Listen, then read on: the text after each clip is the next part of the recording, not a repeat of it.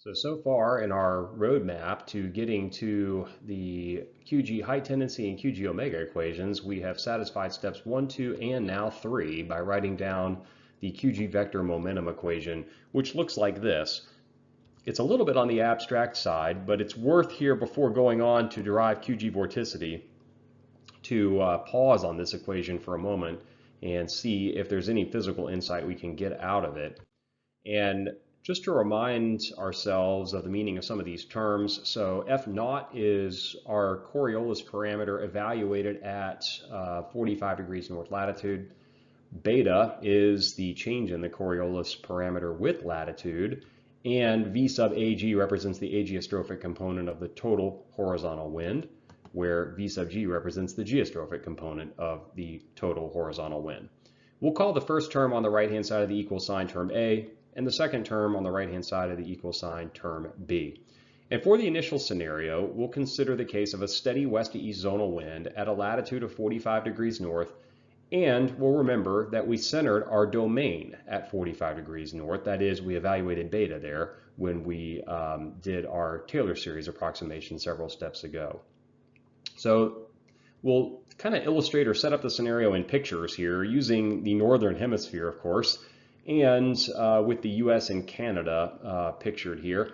And we'll draw where approximately 45 degrees north is, and we'll situate ourselves somewhere out here over the Pacific. So this is just a steady west to east zonal wind here at 45 degrees north, and we'll ask our series of questions based around that. Question number 1, for the steady zonal wind, does term B in our equation have any value? We know that beta has value, the change in F with Y. We know that the geostrophic component of the total horizontal wind will have value there of some sort since the wind is blowing. Y, on the other hand, in this first term actually is 0 because of the fact that we evaluated beta at 45 degrees north. We set Y equal to 0 at that latitude. And so because Y is 0 at 45 degrees north, that means that term B does not have any value for this scenario. So for the same scenario, for the steady zonal wind, does term A have any value?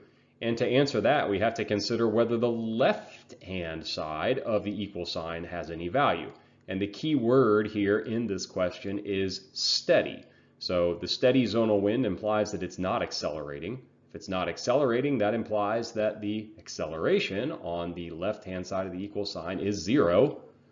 And since we know that term B is 0 from question number 1, that means that term A must likewise be 0. So all of the terms in the equation are 0 for this particular scenario. And because term A is 0, that suggests that there is no ageostrophic component to the total horizontal wind. So as it stands, the way we've set this up, not particularly interesting. Everything is just simply 0.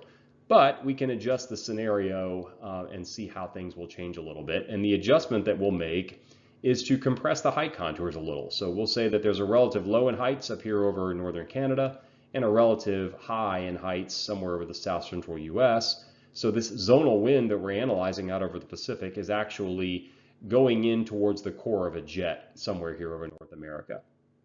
So for this adjusted scenario, does the acceleration term on the left-hand side of the equal sign have value? And if it does, which way does it point at this little white star that we've situated right here off of the Oregon coast somewhere? And clearly now the wind is accelerating into the core of a jet. So yes, the acceleration term should have value. And in fact, it would orient eastward because the flow is indeed accelerating toward the core of the jet. So we can draw on the vector, the acceleration vector here at the star pointing toward the east. For question number 4, we know that the left-hand side has value now. So now in this adjusted scenario, does term B have value now? And if so, which way does it point at the star? Well, once again, term B is actually 0 because we still have not moved our analysis off of 45 degrees north. And since we're still at 45 degrees north, Y is still 0. And so term B is likewise also still 0. So question number 5 then, does term A have value? Well, term A must have value because the left-hand side, the acceleration term has value. So that term must be the exact same term as the left-hand side since there's only 2 terms on the right and we know that term B is already 0.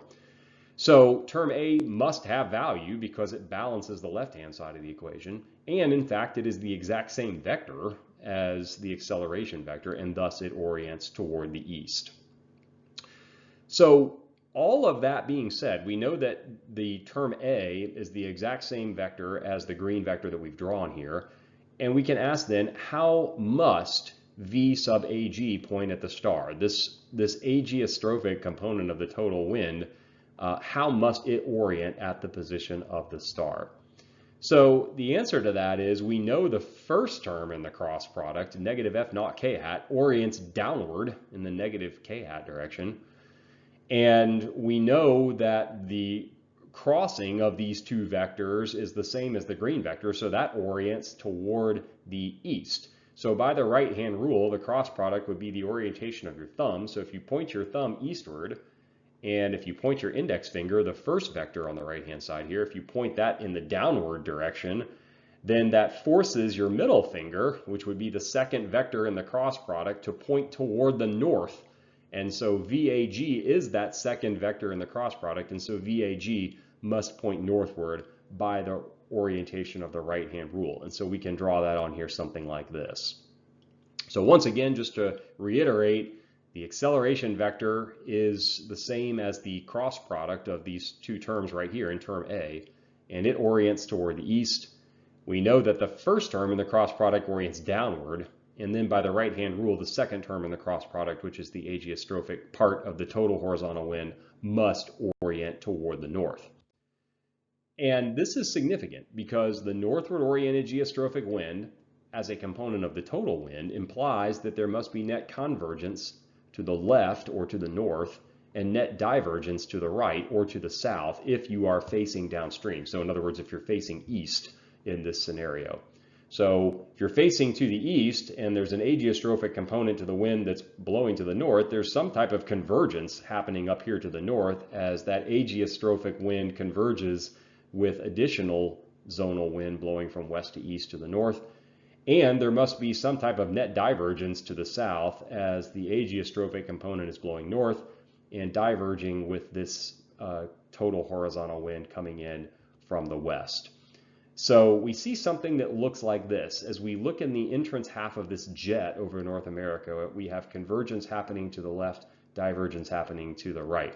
And we'll look at the dynamical consequences of this pattern in much more detail once we've had a chance to get through the entire derivation and we have a working form of the QG omega equation.